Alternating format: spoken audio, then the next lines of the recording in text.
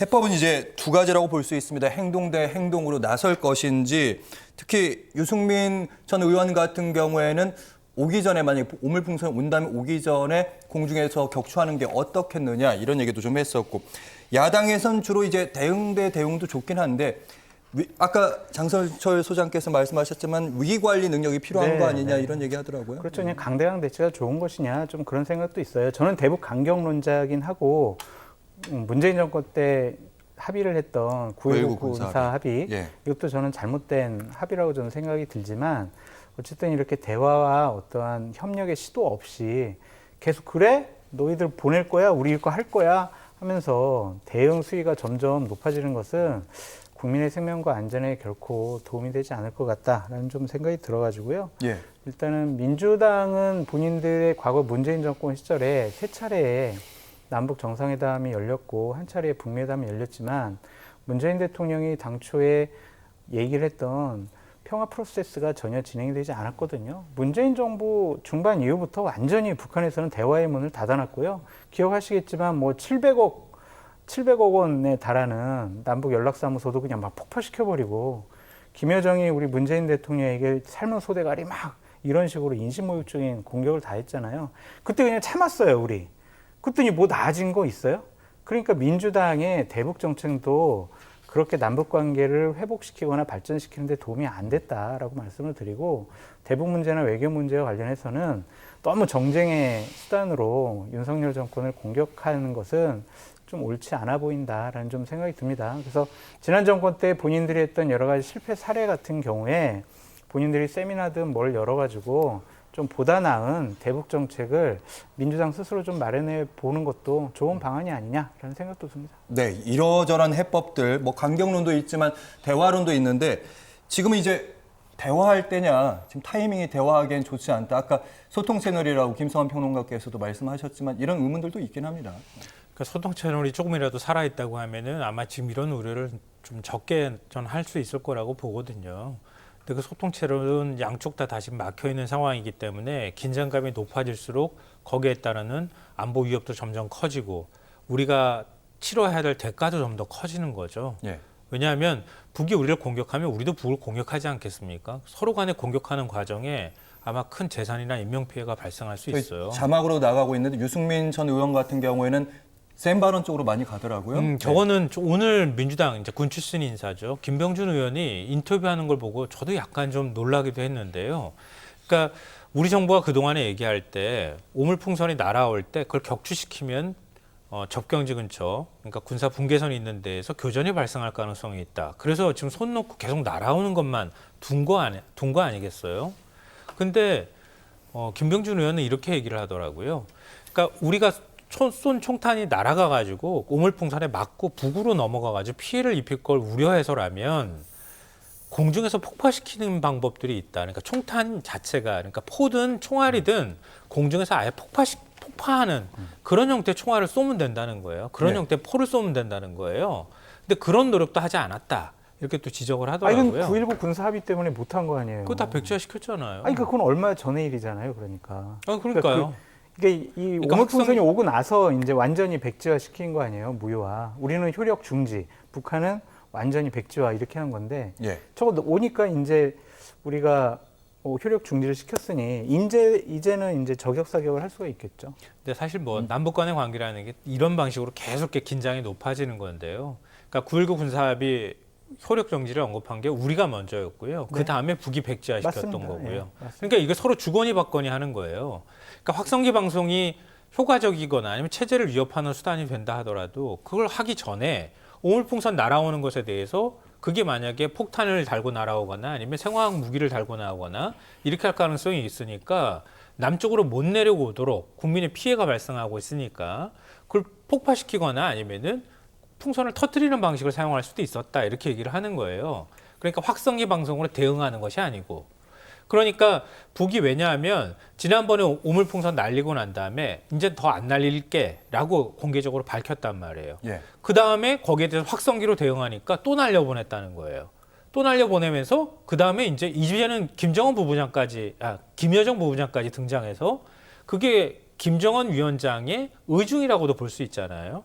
새로운 형태의 도발을 경험하게 될 것이다. 이렇게 위협을 한 거란 말이에요. 이게 서로 간에 주거니 받거니 하면서 긴장이 높아지고 있는 것이다. 이런 우려를 얘기하고 있는 거고, 그래서 김병준 의원이 얘기한 것처럼 차라리 그런 방식으로 대응했더라면은 그것 자체가 위협하지 않는 수준에서 국민들한테 윤석열 정권에서 적극적으로 대응한다고 하면 그런 방식의 대응들도 있을 수 있는데, 더 오히려 북한이 예민하게 반응하는 쪽으로 대응 방식을 선택한 것은 적절하지 않았다. 이제 이런 얘기를 하더라고요. 네. 근데 뭐 거기에 대해서는 서로 간에 생각이 좀 다를 수는 있는데요.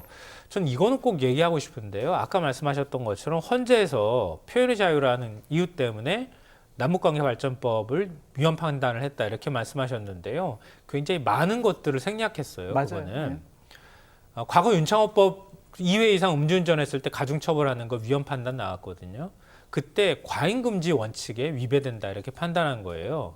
이번에도 똑같이 판단한 거거든요.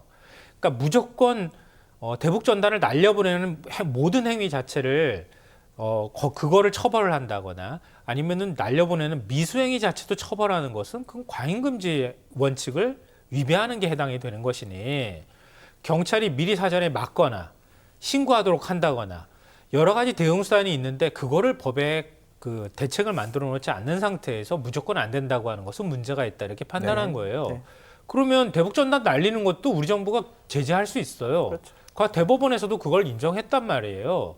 그러면 그걸 대북 전단 날리는 걸 적경지 주민들의 생명, 재산 이런 보호를 위해서 그걸 규제하는 방법들도 있었단 말이에요. 그러니까 김성환 평론가님 아까 사실은 그 공중에서 격추하는 방법도 여러 가지 있고 방금 말씀도 그 대북 전단을 미리 좀 자제시킬 수 있는 그런 부분, 그러니까 대응 카드들이 좀 있는 것 같은데 이런 얘기를 하시는 것 같아요. 그러니까 문재인 정권 때는 북한으로 대북 전단할 때 경찰들이 미리 막 못하게 하기도 하고 막 날리려고 할 때 뺏기도 하고 그런 모습을 보였었잖아요. 예.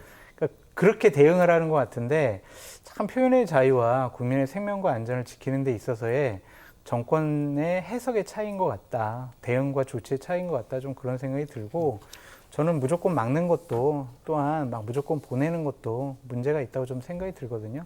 어쨌든 정책 결정권자들이 제일 우선 원칙은 남북 간의 군사적인 충돌이 일어나지 말아야 된다. 우리 국민의 생명과 안전을 지켜야 된다는 큰 원칙 하에서 현명하게 잘 적절하게 대북 정책을 조치를 대응을 했으면 좋겠다라는 생각이 듭니다. 아니, 윤석열 대통령이 맨날 얘기하는 게 법과 원칙이잖아요. 법 지키라고 얘기했는데 2015년 말씀하셨던 것처럼 네. 16년에 대법원에서 그 제재하는 거 그건 불법 아니다 이렇게 최종 판단도 했어요. 알겠습니다. 그러면 그걸 네. 굳이 그런 방식으로 문제를 풀게 표현의 자유니까 내버려 둘 거야. 남북관계라니까 특수한 상황인데 꼭 그렇게만 할 수 있는 건 아니잖아요. 맞습니다. 예. 근데 수단이 있었는데 수단을 사용하지 않고 그럼 할 수 있게 내버려 두는 거 아닙니까? 계속 북한에 쌀 담아서 보내고 충분한 대응 카드가 있었다는 말씀. 달러와도 막 예, 보내고 지금도 이렇게 있다는 하는 건 말씀. 그냥 있던 예. 거잖아요. 안 하고 난 다음에 북한이 이렇게 하니까 우리도 이렇게 할 거야. 이렇게 하니까 지금 긴장감이 높아지는 거 아닙니까? 알겠습니다. 자, 저희가 군사적 대응 얘기도 했고 위기 관리 능력에 대한 얘기도 좀 했고 어떤 대응 카드들이 있는지 좀 살펴봤는데 이번에 이제 피해를 입는 분들 입장에서라도 이 문제들을 좀 어떻게 해야 될 것인지 잠깐 이 부분 좀 언급은 해야 될 것 같아요. 네, 그렇습니다. 여야가 이 북한의 침투와 도발을 통해서 피해를 당했을 때 어떻게 보상을 해줘야 될 것인가와 관련해서 국민의힘에서는요, 민방위 기본법 개정안을 발의를 해서 대통령령으로 정하는 적, 이것을 좀 바꾸려고 하고 있고요. 예. 민주당에서는 통합방위법에 따른 적, 이런 식으로 좀 바꾸려고 하는 거예요. 그러니까 적에 대한 규정을 어떻게 할 거냐, 이것인데 국민의힘 같은 경우는 좀 더 포괄적인 거죠. 쉽게 할 수 있는 거예요. 아, 그래, 풍선 보내는 것도 이거는 적의 도발 행위야, 위협 행위야. 그러니까 우리가 지자체나 우리 국가가 보상을 해주자, 이런 거고, 민주당 안 같은 경우에는 통합방위법에 적용되는 그것만 적의 도발과 위협으로 우리가 해석할 수밖에 없어.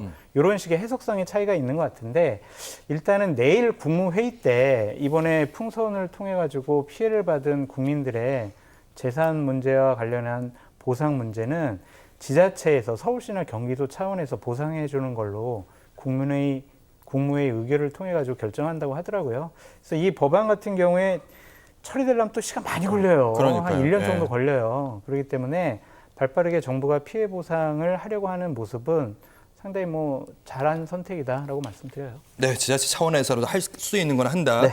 그리고 이거 김성환 평론가께 질문 좀 드릴 텐데 오늘 한미 국방부 관계자가 서울에서 좀 만나가지고 여기서 핵에 대한 얘기도 좀 하게 되는데 그 핵 전력에 대한 얘기를 8월에 또 한미 연합훈련이 우리나라에서 열리는데 그때 좀 그 전력 개념을 좀 들여오는 거 아니냐. 그래서 북한에 대한 압박 수위를 높이는 거 아니냐 이런 분석도 있더라고요. 뭐 이전에 봤던 것처럼 압박 수위는 당연히 뭐 높일 가능성이 매우 높다고 생각하는데요. 그게 북을 그러면 어느 정도 그 억제시킬 수 있느냐, 이건 다른 차원의 문제인 것 같아요.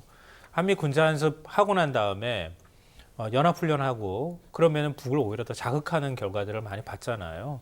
그러니까 북이 더 미사일을 고도화한다거나 아니면 핵을 더 많이 개발한다거나 이런 것들에 대해서 또 오히려 자극하는 효과가 나타났던 측면도 있단 말이에요. 그러니까 우리 입장으로서는 사실 한미 간의 전력을 강화한다거나 또 북의 도발을 억제하기 위해서 여러 가지 전략 무기들을 동원한다거나 이런 방식들은 가능할 것 같은데 그게 곧 뭐 궁극적인 해결을 하는데 도움이 된다기보다는 오히려 역효과를 불러일으킬 가능성은 있다 이렇게 보이고요. 다만 이제 외국에서도 굉장히 큰 관심을 갖는 거는 한반도, 그러니까 한국의 남한의 핵 전력화 문제일 거예요. 네. 그러니까 그 단계에 대한 논란이 지금 미국에 있는 공화당 쪽에서도 그 얘기가 지금 자꾸 나오잖아요. 의원들 사회에서도 나온다고 하는데 남한의 독자적인 핵무력화 얘기가 자꾸 거론이 되고 있는데 만약에 그 단계까지 간다 그러면 진짜 양쪽 다 핵무기 보유국이 되는 문제가 된단 말이에요. 과연 그런 논의까지 가게 될 수 있을까? 오히려 북측은 그걸 빌미로 더 도발을 하려고 하지 않을까? 지금과 같은 긴장 상태가 장기간 계속되지 않을까라고 하는 좀 우려가 듭니다. 네.